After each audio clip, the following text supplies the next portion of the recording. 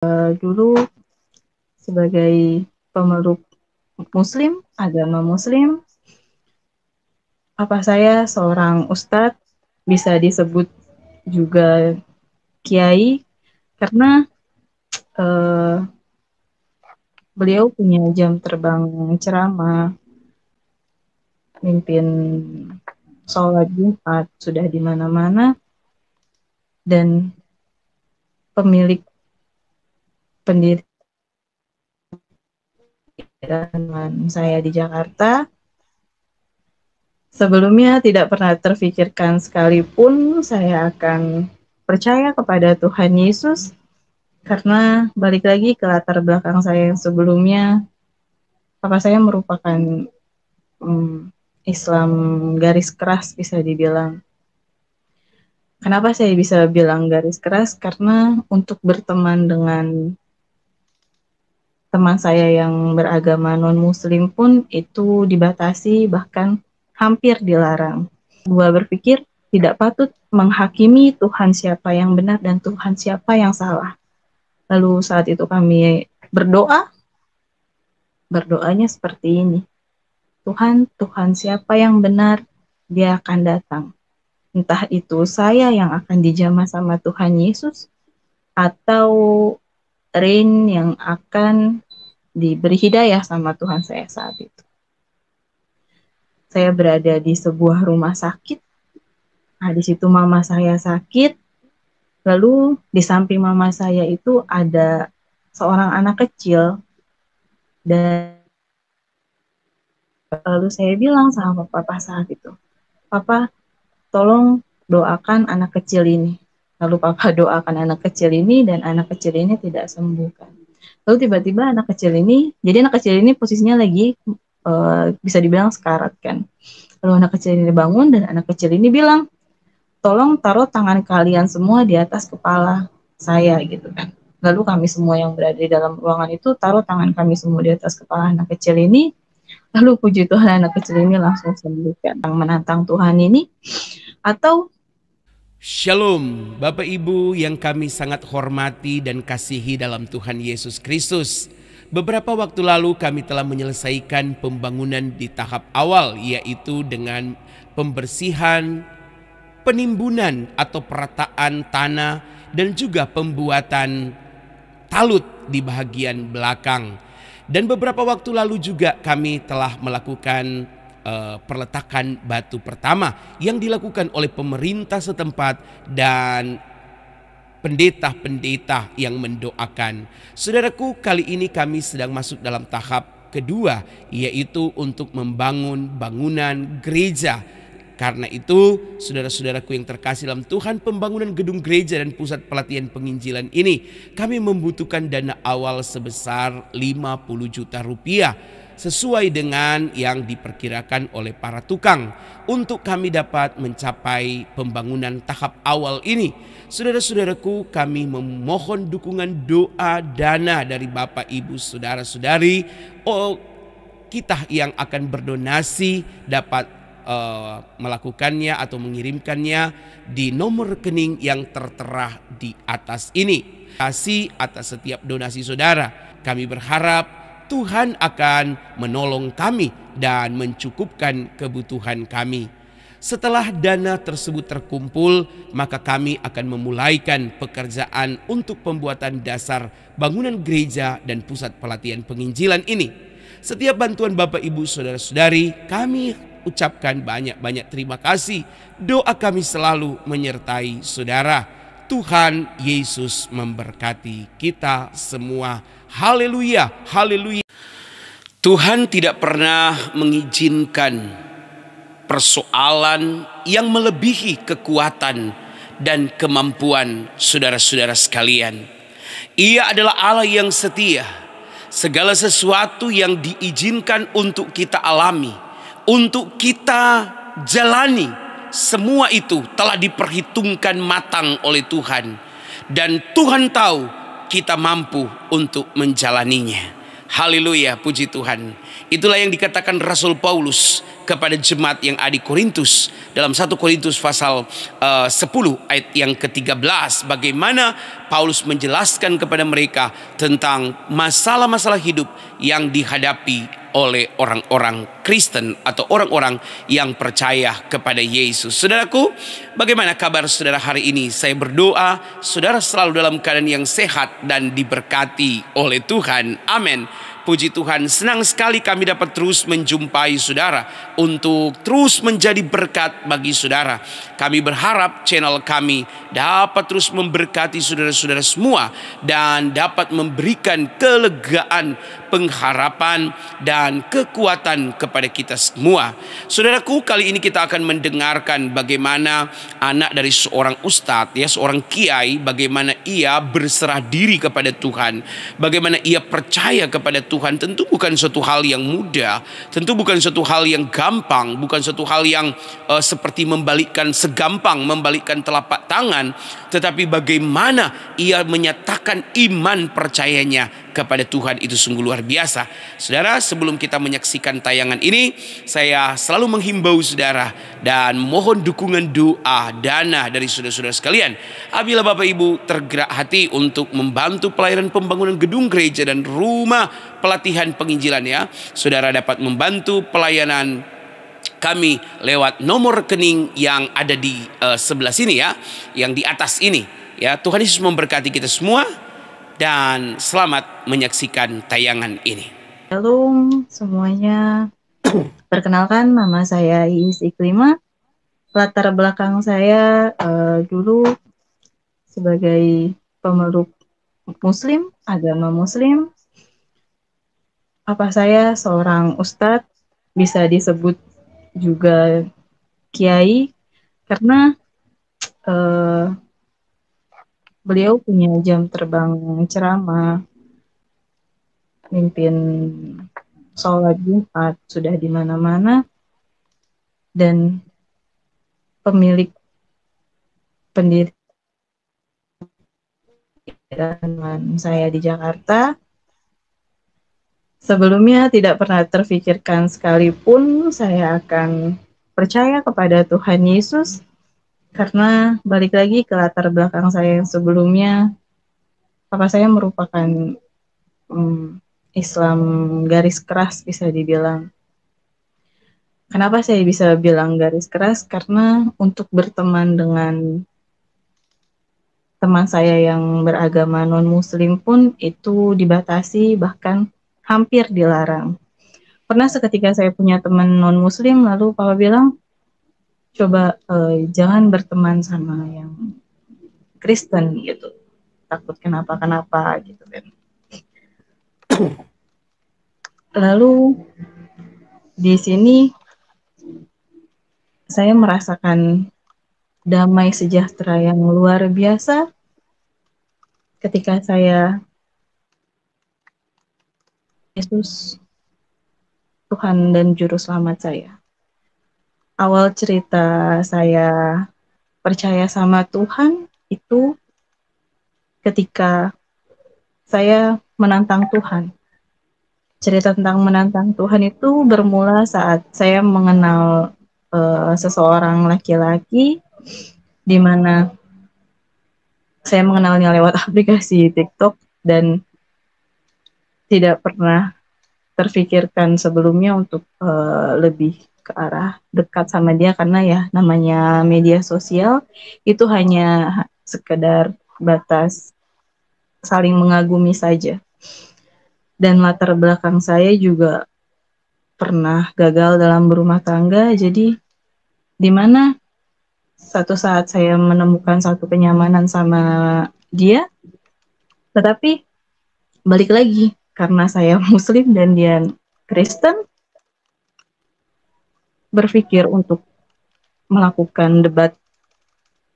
Sebelumnya bukan ke arah debat, lebih ke arah perbincangan santai saja. Akan tetapi selama 3 hari itu, di hari keduanya itu sudah mulai panas nih. Jadi dalam perdebatan kami itu, pertama itu kami membahas apa sih Al-Quran, apa sih Islam, apa sih Alkitab, dan siapa sih Tuhan Yesus itu. Gitu kan. Lalu kebesokannya itu di hari ketiga itu makin panas, tidak ada yang mau mengalah dari kami karena di dalam perdebatan tuh saya mengeluarkan apa yang saya ketahui dari selama 25 tahun saya beragama Muslim, dan dia juga mengeluarkan semua apa yang dia ketahui tentang Kristen. Di akhir perdebatan kami sama-sama mentok nih. Kami berdua berpikir tidak patut menghakimi Tuhan siapa yang benar dan Tuhan siapa yang salah. Lalu saat itu kami berdoanya seperti ini.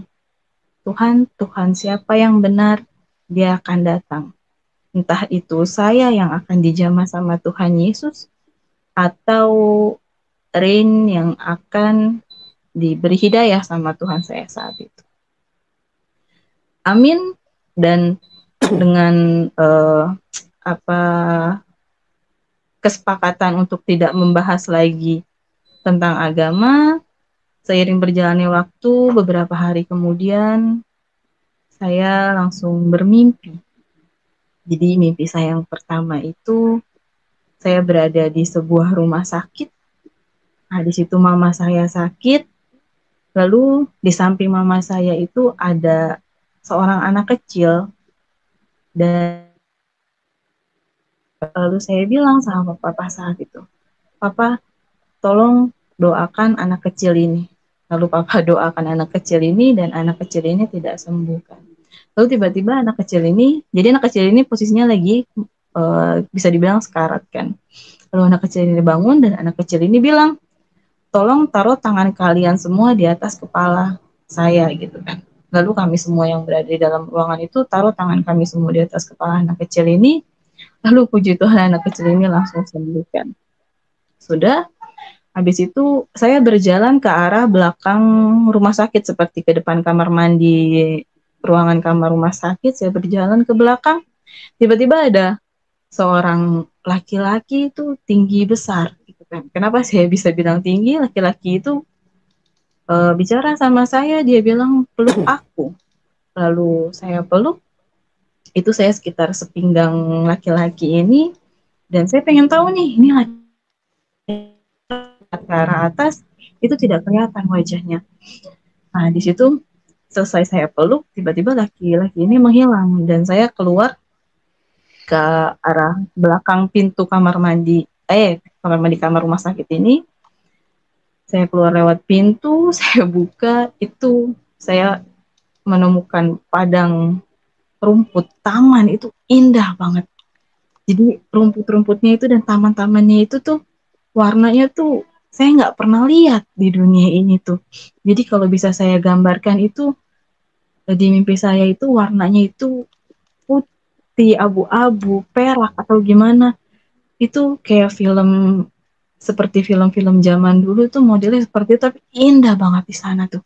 Lalu saya berjalan di taman, saya menuju ke sebuah jembatan, dan di atas jembatan ini, karena bagus banget taman ini, saya pengen foto HP kan. Berakhirlah mimpi saya karena kaget ini saya tidak bawa HP kan. Sudah, lalu besoknya saya cerita sama laki-laki ini, saya bilang saya mimpi seperti ini. Lalu laki-laki ini bilang, "Ah, sudah, itu hanya mimpi biasa saja, tidak usah difikirkan." Lalu saya tidak memikirkan. Beberapa hari kemudian saya bermimpi lagi. Jadi saya bermimpi itu sebanyak 5 kali. Mimpi yang kedua itu karena saya tidak pernah bertemu nih sama laki-laki ini sebelumnya. Saya di Jakarta, dia ada di Papua. Lalu di dalam mimpi kedua itu saya berangkat menuju Papua tuh, ketemu laki-laki ini. Saya masuk menuju kamarnya. Jadi laki-laki ini ngontrak, kita sebut aja Rain, namanya Rain ini ngontrak di samping masjid. Nah, karena Rain ini tidak mampu bayar, saya lalu dapat usir sama pemilik masjidnya ini, gitu kan. Nah, pada saat itu saya berpikir, loh, bukannya seorang pemilik masjid ini baik gitu kan, karena kan Islam itu mengajarkan tentang kebaikan gitu kan. Kenapa harus diusir cuma gara-gara tidak mau bayar gitu? Oh sudah, akhirnya karena kita yang tidak mampu bayar, kita turun, kita pergi ke bawah tangga. Nah di bawah tangganya itu ada keluarganya Rin. Nah, pada saat itu saya tidak pernah dikenalin, belum dikenalin sama keluarganya Rin sama sekali. Tetapi saya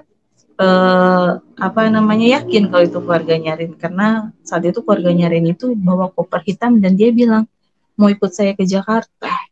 Terus saya bilang, mau apa ikut saya ke Jakarta? Saya nggak punya uang, saya bilang kan.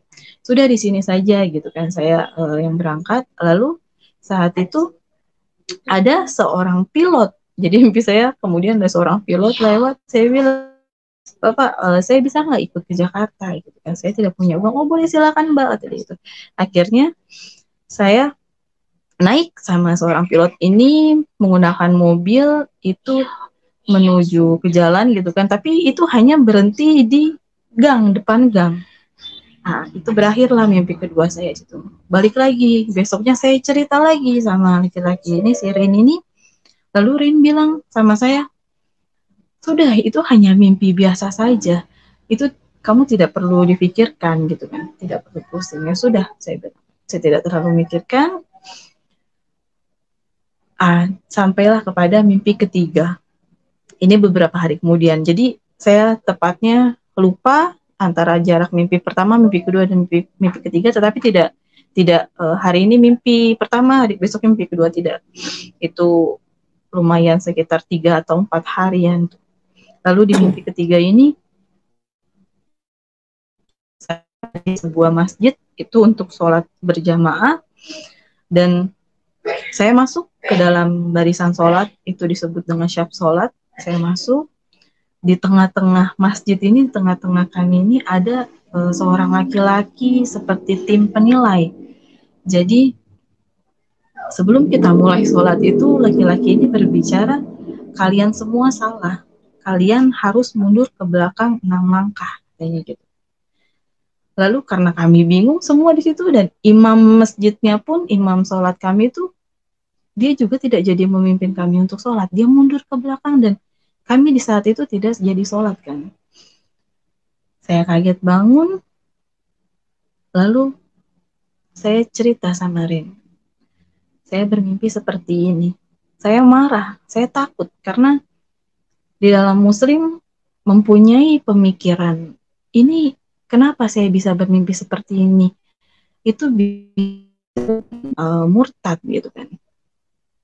Lalu saat itu juga saya berpikir, kenapa saya bisa bermimpi gitu kan, bermimpi seperti ini? Apakah ada hubungannya dengan doa di awal saya bersama Rin tentang menantang Tuhan ini, atau hanya mimpi sebagai bunga tidur saja? Karena yang saya tahu saat itu tidak ada ilmu pasti yang bisa membuktikan kenapa manusia itu bisa bermimpi.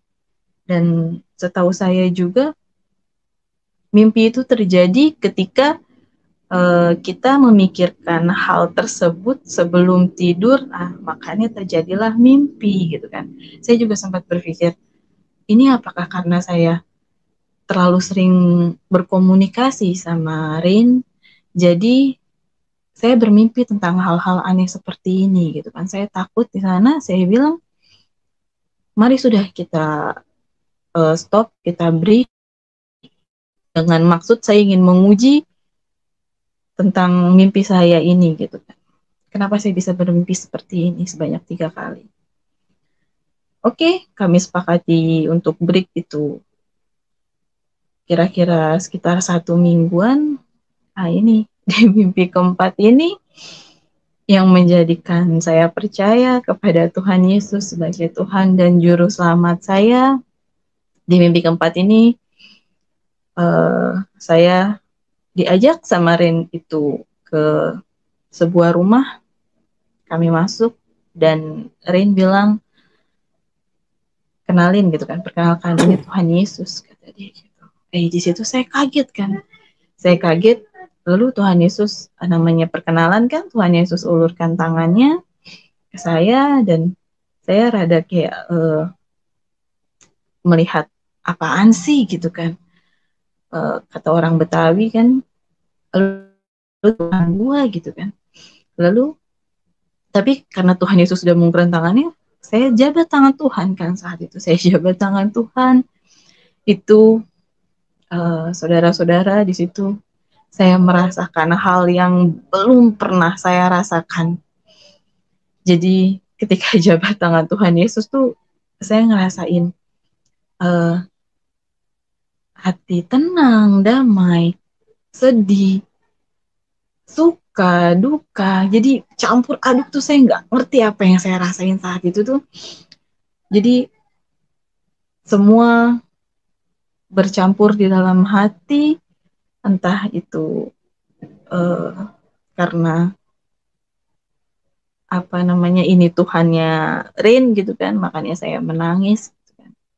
Sana saya ketika jabat tangan Tuhan saya menangis karena saya berpikiran ini Tuhan bukan Tuhan saya gitu, Tuhannya Rain. Lalu Tuhan melepaskan tangannya, saya mundur ke belakang, lalu Tuhan Yesus menatap saya. Itu saya melihat wajah Tuhan Yesus tuh, tapi sebentar kan sebelumnya saya jarang gitu, amat jarang untuk melihat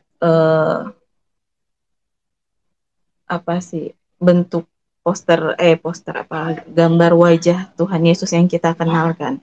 Pernah sesekali, cuma hanya kayak scroll. Jadi ya kalau lewat scroll gitu, jadi tidak terlalu membekas di dalam otak gitu kan. Lalu di dalam mimpi saya itu wajah Tuhan Yesus tuh hidungnya mancung, putih, rambutnya ikal sebahu tuh agak-agak pirang gitu kan. Itu karena Tuhan duduk di atas kursi. Jadi di mimpi saya itu Tuhan tinggi gitu kan, tinggi. Jadi kenapa saya bilang tinggi? Karena duduknya itu rada bungkuk gitu kan, kayak seorang raja-raja tuh. Itu benar-benar indah banget. Itu tidak ada kata yang bisa menggambarkan keindahan Tuhan yang saya lihat di mimpi saya yang keempat ini. Tuhan senyum dengan mata berkaca-kaca melihat saya. Lalu saya diajak sama Tuhan itu ke arah jendela. Jadi posisinya rumah ini ternyata pas saya lihat ke arah luar jendela itu di pinggir jalan raya besar. Lalu kami melihat sekelompok orang, itu sekelompok muslim gitu kan. Kenapa saya bisa bilang muslim? Muslim karena kelompok ini tuh memakai peci gitu kan. Lalu Tuhan Yesus berkata saat itu sama saya. Katanya itu salah gitu kan. Mereka salah. Saya tidak tanya kenapa salah gitu kan. Nggak lama kemudian lewatlah wanita, dan tapi di saat mimpi tuh saya nggak kenal gitu wanita itu siapa. Tapi saya yakin ini nih wanita berada di lingkungan di mana saya tinggal dan saya kenal, tapi untuk wajah mukanya saya nggak tahu itu siapa gitu. Tapi saya yakin saya kenal dia dan dia kenal saya gitu. Lalu dia melihat saya bersama Tuhan Yesus kan, saya panik, saya kaget, saya langsung palingkan wajah saya ke sisi jendela tuh. Lalu tapi dalam hati saya bilang, kenapa saya harus malu? Kenapa saya harus takut? Sedangkan di samping saya ini ada seseorang yang berpakaian sama seperti saya. Saat itu saya pakai pakaian baju putih-putih gitu kan, bukan karena ini Tuhan Yesus Tuhan yang orang Kristen jadi saya berani, bukan. Tapi karena kami memakai pakaian sama gitu kan. Secara logika ketika kita memakai barang yang sama kita pede kan gitu. Jadi saya lihatkan wajah saya ke wanita ini, lalu wanita ini kayak melihat saya tuh kayak kayak gitu kan, kayak melihat sinis gitu kan. Sudah selesai. Lalu karena saya suka kopi saat itu, saya bilang sama Tuhan Yesus, saya mau buat kopi, saya bilang. So buat gitu kan. Sudah saya buat. Lalu saya buat 2 gelas tuh, satu untuk saya, satu untuk Tuhan Yesus tuh. Lalu saya buat kopi, terus saya minum kopi. Nah, di meja ini, di dapur ini, itu ada beberapa roti, saudara-saudara. Dan roti ini tuh, anehnya roti ini tuh kayak roti buluk gitu kan, roti buluk gimana sih, roti yang udah hijau-hijau gitu kan. Tapi itu enak banget dimakan tuh. Saya makan minum kopi tuh sambil makan roti tuh rotinya habis, tapi kopi yang saya minum itu hanya setengah gelas. Ketika saya melihat Tuhan Yesus berjalan ke arah ruang tamu, itu setelah selesai makan dan minum kopi ini, saya langsung menuju ruang tamu. Tuhan Yesus duduk. Nah, ketika Tuhan Yesus mau minum kopinya ini, itu berubah jadi mantan mertua saya. Sudah diminum, terus berubah lagi jadi Tuhan Yesus, berubah lagi jadi mantan mertua saya, berubah lagi jadi Tuhan Yesus. Lalu nggak lama kemudian datanglah mantan suami saya. Nah, berakhir mimpi keempat saya sampai situ, saya kaget, saya bangun, saya langsung cerita gitu kan, cerita sama Rain, saya mimpi seperti ini. Lalu Rain bilang sama saya, selamat sayang katanya, Tuhanku sudah datang, Tuhan Yesus sudah datang, Roh Kudus sudah ada di hati kamu. Itu saya langsung nangis, nangis nggak tahu itu air mata ngalir gitu aja. Jadi ketika Tuhan menjabat tangan saya tuh, saya ngerasain hal yang nggak pernah saya rasain tuh, makanya saya nangis gitu kan. Lalu ada satu keraguan atau ketakutan di mana nggak mungkin, ini nggak mungkin gitu kan. Saya bilang sama Rain saat itu, sebelumnya Rain bilang sama saya, Tuhan sudah memilih kamu. Banyak yang terpanggil tetapi sedikit yang terpilih katanya gitu kan. Lalu saya bilang sama Rain seperti ini, oke, kalau memang seperti itu, saya buat perjanjian sama dia, jangan pernah doktrin saya tentang apapun itu, tentang siapa Tuhan Yesus, apa itu Kristen, apa itu isi Alkitab, pokoknya jangan pernah doktrin saya tentang apapun tentang kekristenan gitu kan. Kalau memang Tuhan Yesus sudah pilih saya, Tuhan Yesus beneran jamah saya gitu kan. Lalu kata dia oke gitu kan, tetapi kecuali ketika saya bertanya gitu kan, barulah Rain ini menjawab. Kesepakatan kami sampai sana, selesai. Lalu saya cari saat itu. Satu hal pertama yang saya cari itu arti kata Tritunggal. Yang saya dapatkan di Google saat itu, arti kata Tritunggal, Bapa, Anak, dan Roh Kudus itu, Bapa itu Allah itu sendiri, Anak itu Tuhan Yesus yang hidup sebagai firman atau firman Tuhan yang hidup, dan Roh Kudus itu roh kebenaran. Nah, satu pelajaran terbesar yang saya dapatkan, saudara-saudara, ketika Roh Kudus sudah ada di hati kita, ketika Tuhan Yesus sudah jamah kita, itu kita otomatis mengerti apa arti kata Tritunggal itu sendiri. Langsung saat itu saya mengerti dengan hati dan pikiran, tidak sebelumnya itu, atau ketika Tuhan Yesus belum jamah saya, yang saya tahu itu Tuhan yang orang Kristen tuh ada 3 gitu. Dan Tuhan itu punya anak gitu kan, maksudnya dalam arti beranak diperanakan gitu.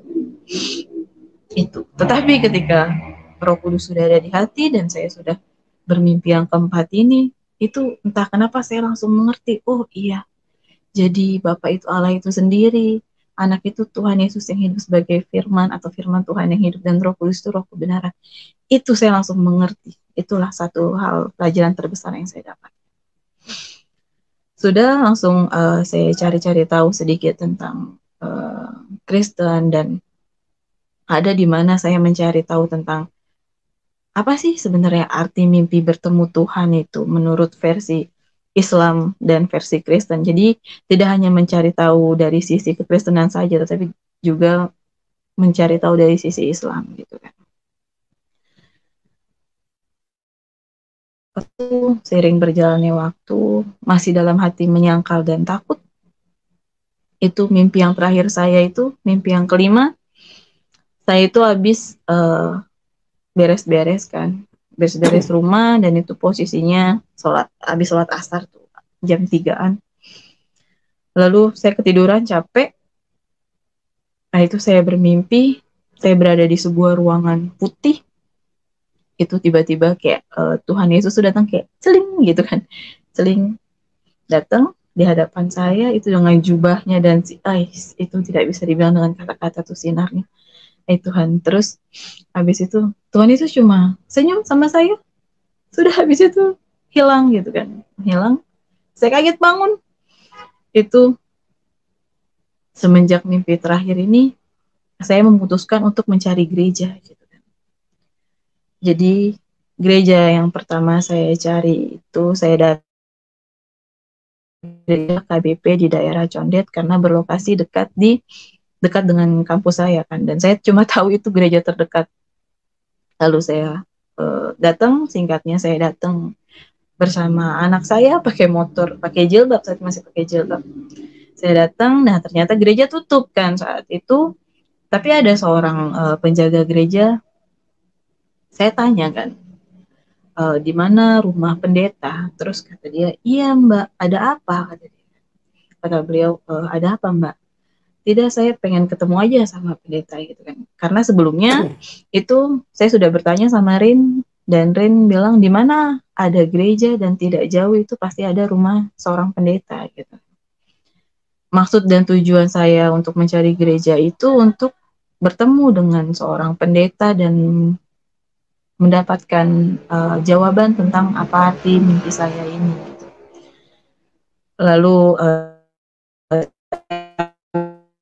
saya datang ke situ kan sama beliau, terus beliau tetap kekeh tanya, iya ada perlu apa Mbak gitu kan. Mungkin beliau juga takut kali ya saudara-saudara, karena apa sih sebelumnya itu ada kasus bom bunuh diri itu di Makassar gitu kan. Ini ngapain nih ibu-ibu bawa anak berjilbab ke gereja gitu kan, lagi mau ketemu sama pendeta, mungkin dia takut juga kan. Terus saya bilang saya bermimpi Tuhan Yesus gitu kan. Terus, oh ya tunggu sebentar Mbak gitu, itu rumah pendetanya gitu kan. Tunggu sebentar ya saya panggilin kata dia gitu kan. Mbak tunggu sebentar. Akhirnya beliau pergi ke rumah pendetanya dan saya tunggu beberapa saat. Tidak lama beliau datang sendiri. Saya dibukakan pintu gerbang gereja, saya disuruh masuk, motor saya masukin. Lalu kami berbincang-bincang itu sekitar 10 menit dan kemudian beliau berkata seperti ini, Mbak, rambut boleh sama hitam gitu kan. Pendeta, tetapi tidak semua pendeta itu percaya dengan hal seperti ini. Oh, jadi saya saat itu tahu saya ini ditolak secara halus gitu. Oh ya, tidak apa-apa gitu. Tapi ada satu pelajaran terbesar lagi yang saya dapatkan. Saya tidak kecewa ketika saya ditolak sama pendeta ini. Karena saya berpikir ternyata menjadi seorang Kristen itu tidak semudah apa yang kita pikirkan gitu kan. Karena banyak Muslim di luar sana tuh bilang lu pindah Kristen dapat apa gitu kan, dapat berapa duit lu, atau lu dapat sebungkus apa sekardus karton Indomie kayak itu tuh kata sebelah siapa ya Waloni kah gitu kan. Enggak sayang, ternyata Tuhan Yesus tahu menjadi seorang Kristen itu tidak semudah yang difikirkan gitu. Itu satu pelajaran lagi terbesar yang saya dapatkan. Dan saya makin penasaran gitu kan, kenapa seperti itu. Sudah, lalu saya melihat ke arah gerbang gereja, apa sih namanya, pintu gereja. Dan entah kenapa saya pengen masuk gitu kan. Saya pengen masuk ke dalam gereja itu. Saya minta izin saat itu sama beliau, saya bilang, Bapak, saya pengen masuk boleh gitu. Terus beliau bilang gini, Mbak, kalau bukan Roh Kudus yang menggerakkan hati saya tidak mungkin mengizinkan Mbak untuk masuk ke dalam gereja gitu. Karena balik lagi mungkin takut saya pakai jilbab dan bawa anak gitu. Oh ya sudah gitu. Boleh. Gitu, ya sudah, beliau bukakan pintu gerejanya. Saya masuk, itu satu langkah pertama kaki saya menginjakkan gereja, ke dalam gereja itu Saya menangis. Saya menangis parah, menangis hancur seperti anak kecil. Saya masuk, itu pertama kalinya saya selama 25 tahun. Itu saya mengejakan gereja HKBP di Condet tuh.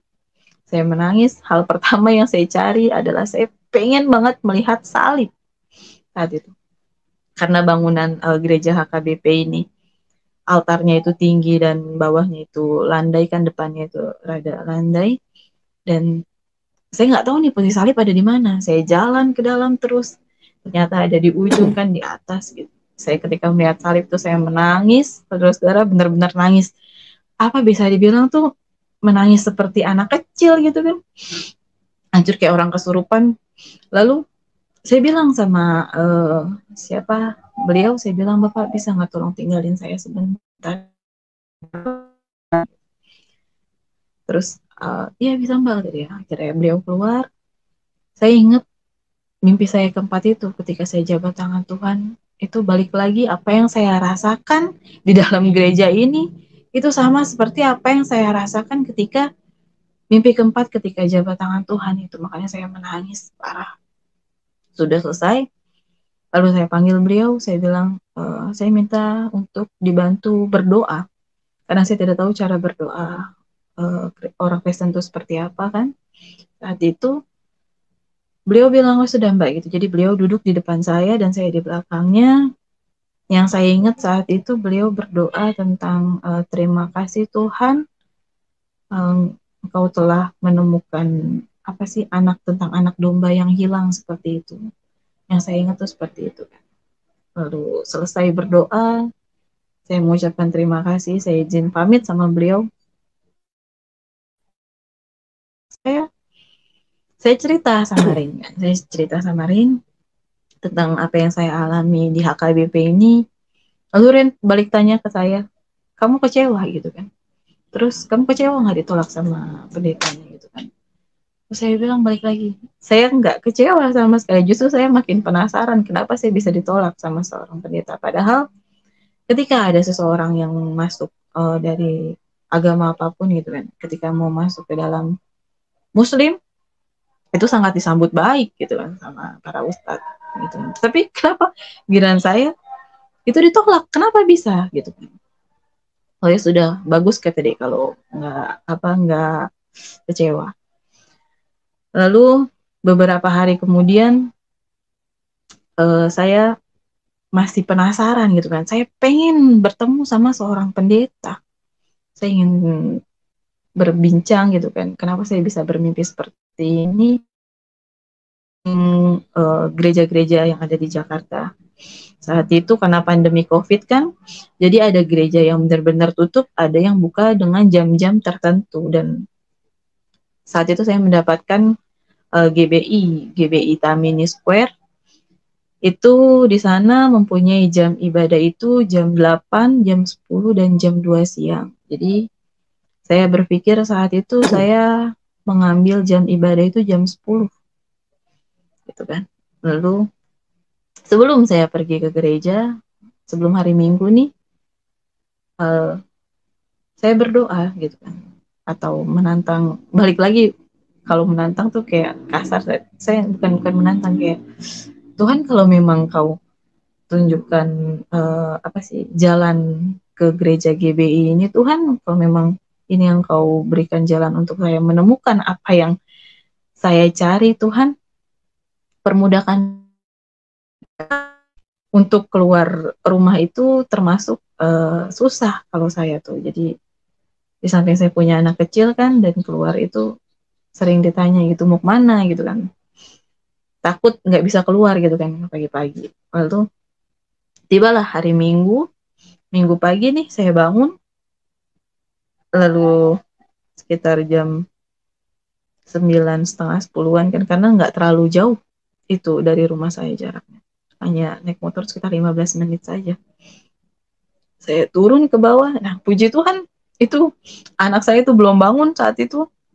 Lalu saya turun ke bawah, saya keluarin motor kan, saya buka gerbang, itu orang tua saya nggak nanya sama sekali kan mau kemana. Jadi tiba-tiba tuh jalan kling gitu kan, tiba-tiba jalan lancar banget. Dan tanpa disangka saya sudah sampai di parkiran basement mall. Jadi gereja GBI Tamini Square ini terletak di paling atas gitu kan, paling atas di atas mall. Saya juga pilih itu karena takut juga gitu kan. Kalau suatu saat ada orang yang lihat saya ke dalam masuk ke gereja gitu kan, kenapa saya pilih mall kan? Karena kan biar orang tidak terlalu curiga gitu. Lalu saya sampai ke parkiran basement mall, saya buka jilbab saya pergi ke kamar mandi untuk beres-beres rambut, rapi-rapi diri, lalu saya naik ke atas. Itu sebelum saya sampai itu sudah terdengar suara musik gitu kan, suara musik dari gereja tersebut. Lalu saya datang ke depan gereja, penjaga gerejanya tanya gitu kan, iya mbak gitu kan, kenapa gitu. Saya bilang saya mau beribadah. Terus kata masnya apa namanya, iya mbak dari mana gitu kan, rumah mbak di mana, gini gini gini. Saya jawab. Di saat itu saya tidak bilang latar belakang saya itu seorang muslim, karena balik lagi saya takut ditolak gitu kan. Terus nggak boleh, istilahnya nggak boleh masuk nih sama penjaganya ini karena apa namanya kuota gitu kan. Dan dia sebelumnya bertanya kayak, mbak udah daftar gitu kan. Terus saya bilang, memang ibadah itu harus daftar gitu kan, harus daftar kan ya, karena pandemi COVID, jadi kita membatasi kuota jemaat untuk beribadah. Terus saat itu lalu istilahnya saya tidak diizinkan untuk masuk, dengan rasa sedih gitu kan di hati. Tiba-tiba ada seorang laki-laki nyamperin saya kan, kenapa ini gitu kan, nyamperin kami, kenapa, ada apa. Terus entah kenapa bibir saya mengucap, saya muslim, saya pengen masuk ke dalam gitu kan, saya pengen beribadah. Terus oh ya masuk silakan. Itu saya langsung menangis, di situ saya langsung meneteskan air mata, terima kasih Tuhan gitu kan. Maksudnya ada satu kerinduan berat, entah kenapa ada satu kerinduan berat yang saya pengen masuk gitu ke dalam gereja. Jadi saya menangis kan. Lalu saya dikasih face shield karena saya tidak tahu apa sih protokol kesehatan apa sih beribadah di gereja tersebut tuh harus pakai face shield. Saya hanya menggunakan masker kan. Saya dikasih face shield dan saya masuk ke dalam gereja, saya duduk di paling belakang dan itu di depan pintu keluar kan, pintu masuk. Sudah saya duduk di situ lalu mendengar lagu-lagu rohani itu. Pertama kalinya saya tersentuh sama lagu rohani itu di GBI Tamini Square. Lalu sudah habis itu tidak lama kemudian selesai lagu-lagu rohani, seorang pendeta itu berkhotbah domba yang hilang gitu kan. Saya kaget gitu kan. Ternyata apa sih namanya, tanpa saya bertanya pada seorang pendeta, saya menemukan jawaban apa yang saya cari. Pendeta berkhotbah tentang anak domba yang hilang. Lalu pelayan kakak Gi, pelayan gereja, itu nyamperin saya. Dia bilang, mbak, selesai ibadah jangan kemana-mana dulu ya. Kita berbincang-bincang dulu, kita ngobrol-ngobrol dulu di ruang sekretariat gitu kan. Oh ya sudah mbak gitu kan. Lalu selesai, saya dipanggil, saya diajak ke ruang sekretariat. Di sana kami berempat, itu ada saya, ada kakak Gi, kakak Nomi, dan satu laki-laki. Itu saya diajak berbicara, kenapa mbak bisa sampai sini gitu kan. Saya ceritakan tentang apa yang selesai saya bercerita. Lalu kakak Gi bilang, kenapa saya tidak banyak bicara di awal, karena saya pengen tahu nih mimpi mbak itu seperti apa, karena bukan hanya 1-2 orang yang datang ke sini dengan mimpi. Tidak semua mimpi itu merupakan mimpi Tuhan, itu benar-benar Tuhan Yesus katanya. Jadi ketika yang beliau kakak Gi bilang, ketika di mimpi itu Tuhan Yesus bilang, ayo ikut aku atau ayo menjadi Kristen gitu. Itu sudah dipastikan itu bukan Tuhan Yesus gitu kan. Karena Tuhan Yesus itu tidak memaksa seseorang untuk mengikutinya gitu. Dan Kak Kagi bilang yang ada di mimpi saya itu benar Tuhan Yesus, karena di mimpi saya pun Tuhan Yesus itu hanya berbicara seperti peluk aku, itu salah gitu kan. Kalian semua salah, kalian harus mundur 6 langkah gitu-gitu. Cuma hanya itu saja. Sudah, lalu Kak Kagi bilang juga mimpi saya itu tentang Tuhan itu 3 kali. Itu merupakan arti kata Tritunggal itu sendiri kan, Bapa, Anak, dan Roh Kudus. Terus lalu Kak Kagi cerita tentang kenapa sih Tuhan Yesus itu disalib gitu kan, untuk menebus dosa manusia gitu kan, untuk menggenapi firman Tuhan kayak gitu. Karena kasih karunia-Nya Tuhan Yesus kepada kita semua, makanya Tuhan Yesus harus disalib. Nah, saat itu saya berpikir, saya punya pemikiran, saya teringat dengan mimpi saya ketika saya jabat tangan Tuhan. Oh, ternyata kenapa saya menangis saat itu ketika jabat tangan Tuhan itu, saya merasakan perasaan suka, duka, itu karena saya merasakan Tuhan sangat sayang sama kita semua, sehingga Tuhan tuh mau disalib gitu. Dan dukanya itu karena Tuhan itu sebagai manusia, maksudnya kan Tuhan Yesus itu 100% manusia dan 100% Tuhan. Dan ketika dukanya itu dia harus terpisah dari roh Allah itu sendiri. Jadi bukan karena menangis itu, ternyata bukan karena menangis ini Tuhan nyariin, bukan. Karena Tuhan mau saya merasakan apa yang Tuhan rasakan ketika Tuhan Yesus itu disalib. Sudah saat itu, ketika saya berpikir seperti itu, oh ternyata saya menangis karena ini. Lalu cerita singkatnya, Kak Kagi bilang sama saya, Mbak, Tuhan Yesus sebagai Tuhan dan Juru Selamat gitu. Saya bilang, iya saya siap. Lalu kata Kak Kagi, ayo Bapak tolong doakan, kata dia. Saya kaget gitu kan. Saya kaget, tolong doakan. Ternyata saudara-saudara, laki-laki yang bersama kami ini adalah seorang pendeta. Dan saya kaget gitu kan, karena ternyata pendeta GB itu masih muda-muda gitu. Saya pikir sama seperti kakak gini, kayak pelayan gitu kan. Terus kata kaki, iya Mbak, ini tuh Bapak Lukman ini seorang pendeta.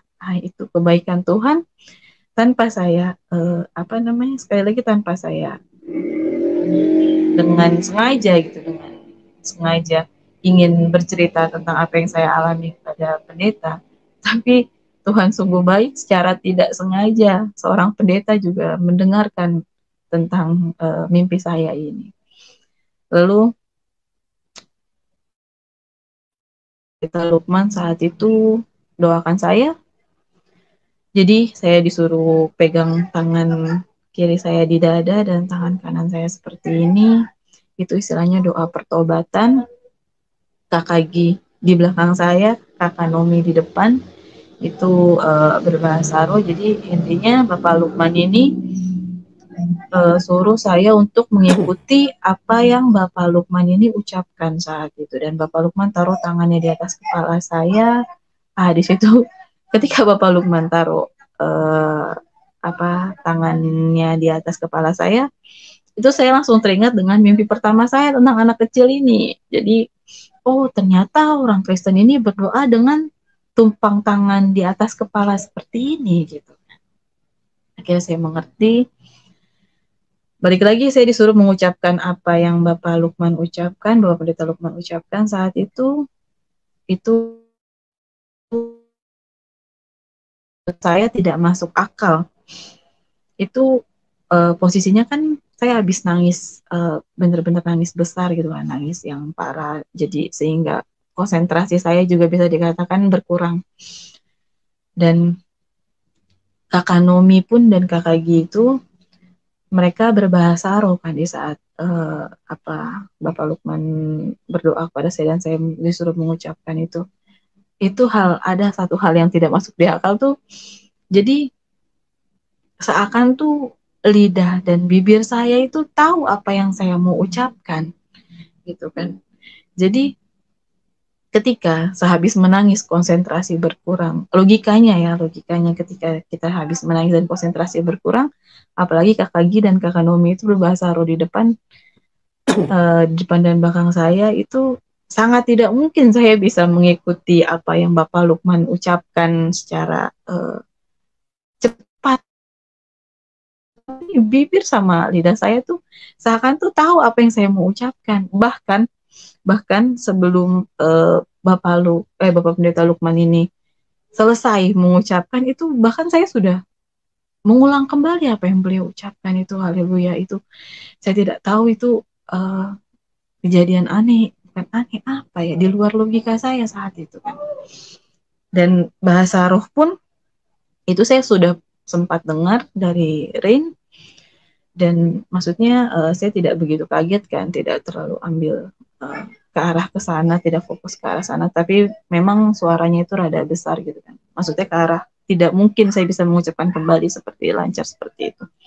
Lalu ada satu kejadian di mana kakak Gi ini di belakang saya itu berbahasa roh saat itu bilang cabut ras Muhammad itu. Hati saya benar-benar sakit, jarum, pisau, atau apa itu, sakit seperti mau mati itu. Makin kencang saya bilang sakit, makin kencang pula itu kakak Gi bilang cabut ras Muhammad, tambah sakit. Tiba-tiba sudah selesai gitu kan, sudah amin, selesai.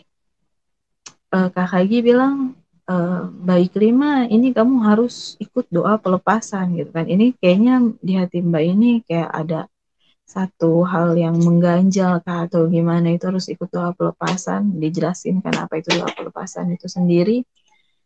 Lalu ya sudah gitu kan, untuk doa pelepasan hari Sabtu ya sudah. Akhirnya saya dan kakak gitu tukeran nomor, lalu saya pulang ke rumah. Itu singkat ceritanya sampailah di mana hari Sabtu nih. Sampai di mana hari Sabtu itu saya bukan berdoa, hati diri saya bilang, ih jangan sekarang Ki gitu kan, jangan sekarang untuk ke gereja gitu kan, karena yang saya tahu orang Kristen itu ke gereja itu apa sih, harus bawa uang gitu kan, kayak uang persembahan itu gitu kan, uang persembahan. Duh, saya nggak punya uang, balik lagi kan, saya cuma hanya kuliah saat itu, dan saya tidak bekerja, saya nggak punya uang. Saya bilang, jangan sekarang kayak jangan hubungin gitu kan. Dalam hati itu bicara seperti itu. Lalu benar kakak Gi nggak hubungin. Nah, tibalah beberapa hari kemudian tuh, tiba hari Selasa, itu kebetulan nih saya ada uang itu sekitar 15.000. Saya langsung hubungin kakak Gi, saya bilang shalom kakak, saya bilang kan, kakak bagaimana nih dengan doa pelepasan, saya bilang. Lalu kakak Gi bilang sama saya saat itu, oh Mbak, maaf kata dia, saya lupa kasih tahu Mbak, kata dia. Itu Bapak Lukman yang doakan Mbak saat itu, Bapak Pendeta Lukman yang doakan Mbak saat itu positif COVID-19. Aku bilang, iya Mbak, saya lupa, ini saya aja baru cek COVID gitu kan, cek tes COVID di klinik, dan puji Tuhan hasilnya negatif. Saya langsung ngerasa apa ya, di dalam hati tuh kayak, ini sebenarnya Tuhan yang baru saya terima ini benar-benar Tuhan, benar-benar emang Tuhan yang benar apa enggak sih gitu kan. Apa sih, saya tuh baru terima Tuhan Yesus gitu, kenapa dikasih cobaan yang begini berat. Ini bukan hal yang main-main ini, karena walau bagaimanapun saya ada kontak langsung kan sama Bapak Lukman, Bapak Pendeta Lukman tuh taruh tangannya di atas kepala saya kan, walau dengan menggunakan protokol kesehatan, pakai face shield juga saat itu. Cuma ada satu ketakutan yang saya bilang cukup amat cukup amat parah gitu kan, karena saya juga punya anak kecil. Jadi apa sih saya sedikit ragu saat itu karena setiap maghrib itu kami ngaji dan turun ke bawah, lalu saya turun ke bawah. Saya bilang saat itu sama orang tua saya habis berkontak langsung dengan seseorang yang positif COVID-19, saya bilang. Terus kata papa saya bilang, terus lu mau tes COVID gitu kan? Lu mau apa namanya, kita semua masuk Wisma Atlet gitu kan? Karena papa tuh nggak percaya sama COVID ini kan. Kata papa, sudah tiap pagi jemur saja jam 8 pagi gitu kan. Tiap pagi keluar dan jemur. Saya makin bingung, saya bilang, saya bisa tes COVID nih dari mana? Sedangkan itu kata kakak Gi, apa sih cuma 150.000 aja kan. Saya bingung saat itu, saya takut, saya panik. Lalu saya lupa, saya bilang kan, saya sudah punya apa namanya, Tuhan Yesus gitu kan. Saya tantang Tuhan. Jadi saya tuh paling demen nantang Tuhan saat itu sebelum dibaptis ya. Saya demen apa sih, sangat suka nantang Tuhan. Saya bilang, Tuhan Yesus, jika Engkau Tuhan yang hidup Tuhan, saya percaya Tuhan, saya akan tes COVID. Saya bilang kan gitu. Amin.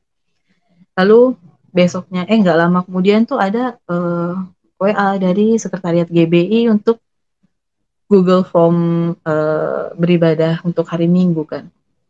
Karena saya udah berdoa nih tadi nih, saya punya keyakinan bahwa Tuhan Yesus akan kasih jalan saya untuk tes COVID. Saya langsung isi kan, saya langsung isi di jam ibadah itu jam 10.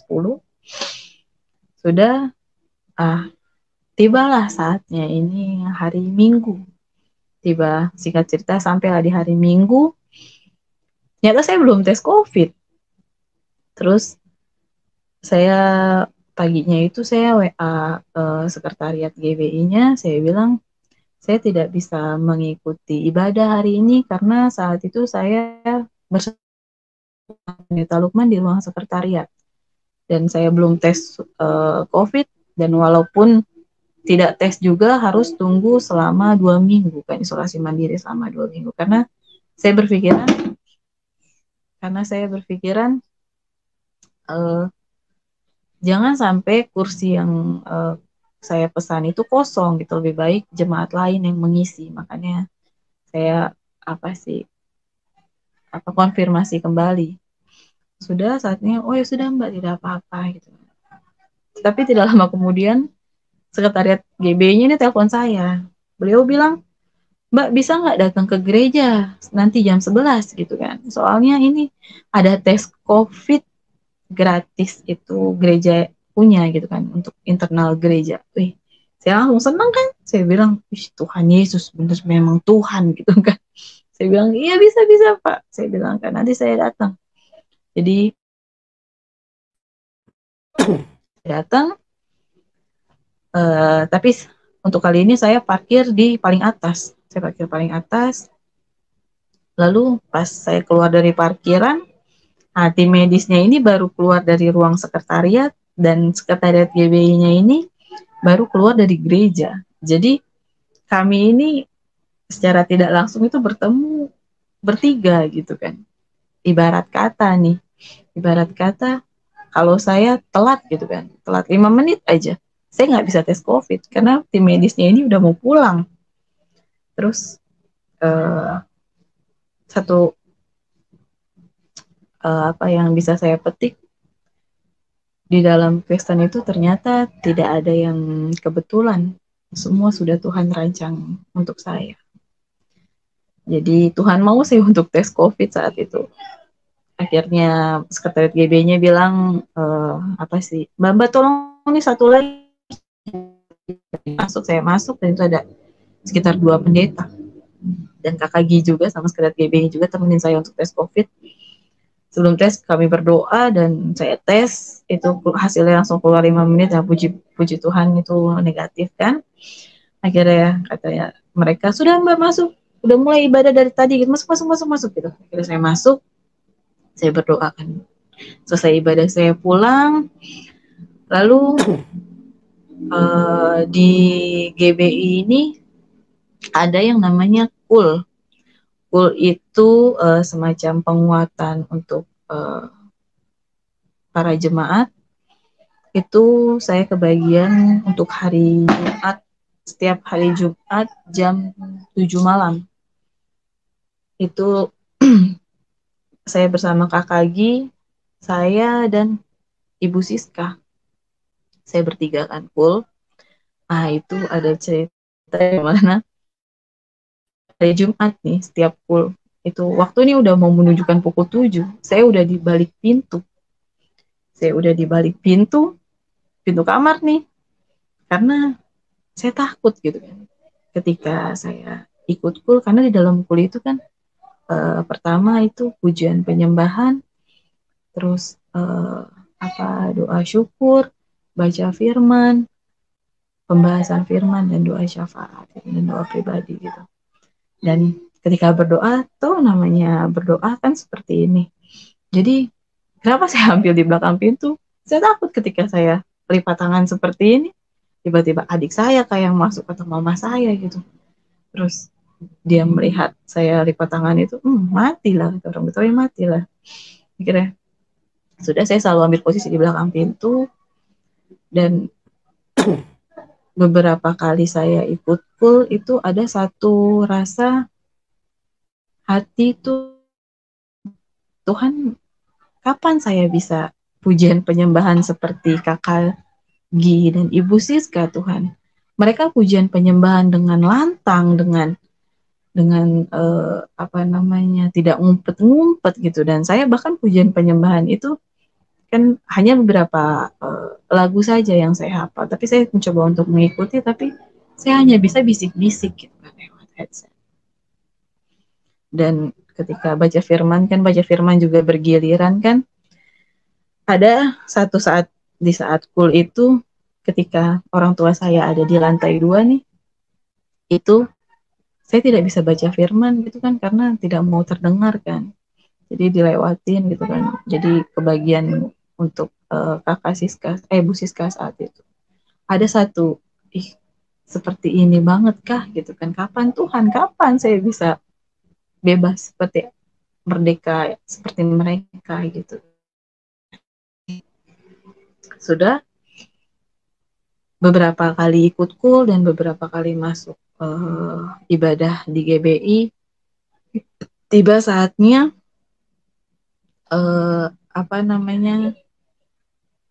untuk belum, mohon maaf. Jadi saya punya 2 kesaksian tentang kuasa Tuhan sebelum saya dibaptis nih.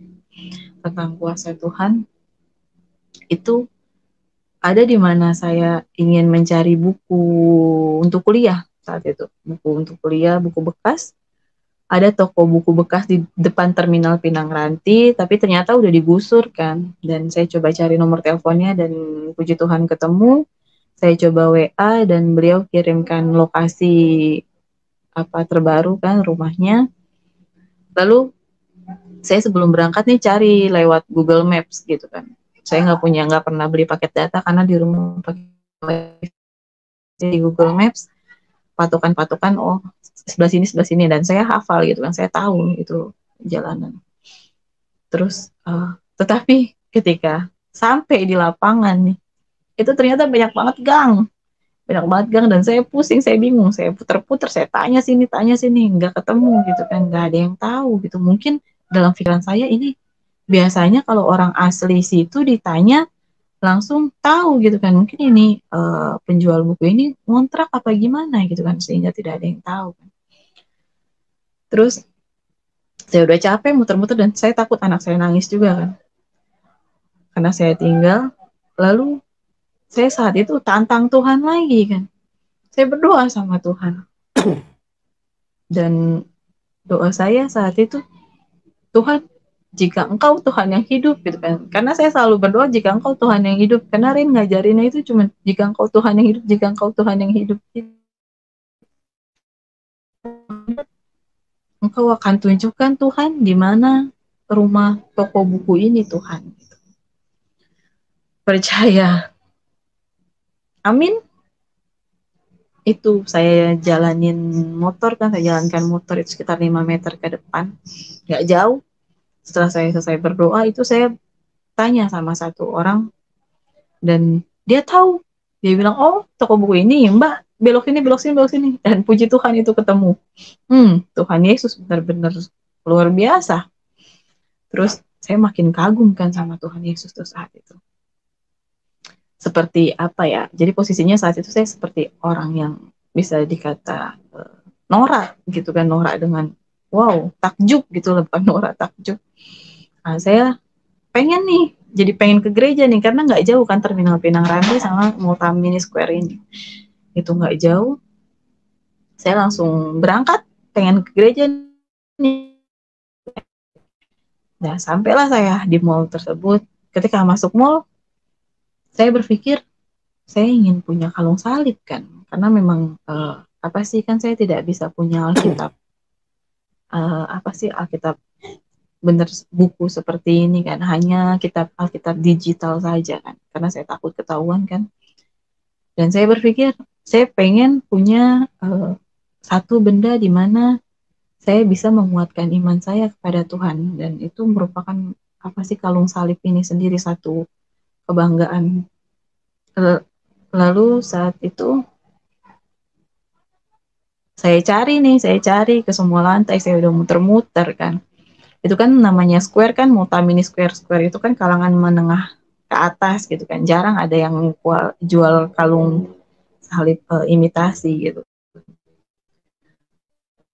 Gak dapet, saya udah capek kan, balik lagi, saya tantang Tuhan lagi, sekali lagi tuh saya tantang Tuhan, dan saya berdoa saat itu saya berdoa di sebelah ruko yang hook itu yang paling ujung tuh. Saya berdoa, saya bilang, Tuhan, Engkau tahu Tuhan, saya tidak bisa punya Alkitab Tuhan. Saya pengen punya satu benda Tuhan yang bisa menguatkan iman saya kepadamu Tuhan. Saya pengen punya kalung salib Tuhan. Tuhan tolong tunjukkan Tuhan. Saya berdoa seperti itu. Saya percaya. Amin. Itu saya berdoa kan di ruko hook. Jadi saya cuma muter satu ruko saja, muter singkat saja. Tidak terlalu jauh tuh. Nah, saya tanya sama penjual aksesorisnya, Mbak, ada kalung salib? Ada Mbak, kata dia gitu. Memang itu yang saya cari, saya bilang kan. Makin takjub kan saya, wih Tuhan Yesus benar-benar nih. Lalu sudah selesai, akhirnya saya beli kan, saya naik ke paling atas, saya naik menggunakan lift, saya keluar dari liftnya. Ceritanya ini belum keluar dari gedungnya nih, baru keluar dari lift. Itu ketika sebelum keluar dari gedung, walaupun belum keluar dari gedung itu, saya sudah bisa melihat gereja gitu kan. Jadi ketika saya keluar dari lift, itu saya melihat penjaga gereja baru buka pintu gereja. Itu saya ngerasa kayak takjub gitu kan sama Tuhan. Sekali lagi, ibarat katanya lagi nih, kalau saya kecepatan 5 menit saja atau 3 menit, itu saya bakalan kecewa karena gereja tutup gitu kan. Saya nggak bisa berdoa di dalam gereja. Tapi Tuhan mau sama Tuhan yang kudus untuk berdoa sama Tuhan saat itu. Jadi istilahnya di saat saya datang itu pintu gereja terbuka untuk saya. Amin, haleluya. Sudah. Puji Tuhan ya, bagikan terus tayangan-tayangan kami kepada sekalian banyak orang supaya mereka pun diberkati oleh Tuhan. Sampai berjumpa lagi dalam program acara kami selanjutnya. Tuhan Yesus memberkati kita semua. Haleluya, haleluya. Puji Tuhan. Shalom.